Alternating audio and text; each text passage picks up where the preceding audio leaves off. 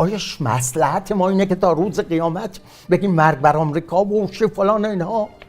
آیا مصلحتمون اینه که شعار بدیم که اسرائیل باید محو بشه؟ آقا این شعارها هویت ما شده، پشت این شعارها ایستادیم و شعارهای پوچ و بی‌معنا و پرهزینه و پدر ملت را در آوردیم، پدر اونجا را در آوردیم. اصل کشورمه.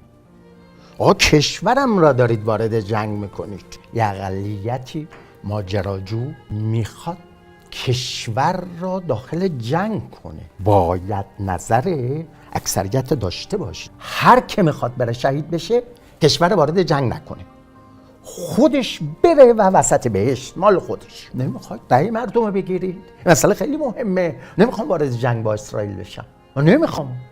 آقا بیچاره است کشورم. ملت جوریست که آدم نمیدونه چی بگه، عزت مردم از دست رفته. خب به رأی بگیریم ببینیم اکثریت چی میگه. اگر 70% مردم رأی مخالف ندادن، من حلق‌آویز میکنم خودم. آقا 46 سال گذشته، به چند تا مخالف اجازه راهپیمایی دادید؟ بگید. میگی میزان بنا نبوده رأی ملت باشه؟ میگی اینجور نگفتید؟ میگه قرار این نشد. همین ادبیات که الان به کار بردید. ما از ملت میخواهیم که تحمل کنن. تا شما چی کاره اید؟ ما از ملت میخواهیم چی کاره اید؟ ملت از شما چی میخوان؟ تازه اگر اون جایی که نشستی قانونی هست، شما که نمیدونم مال مسئولیت چی، بالاها رو عرض میکنم، اگه این جایی که نشستی قانونی هست، ملت بد داده. ببین ملت چی میخواد.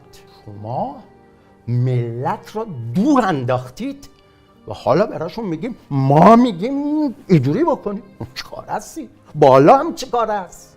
بالای بالا هم چه کار است؟ همه کار ملت هستن.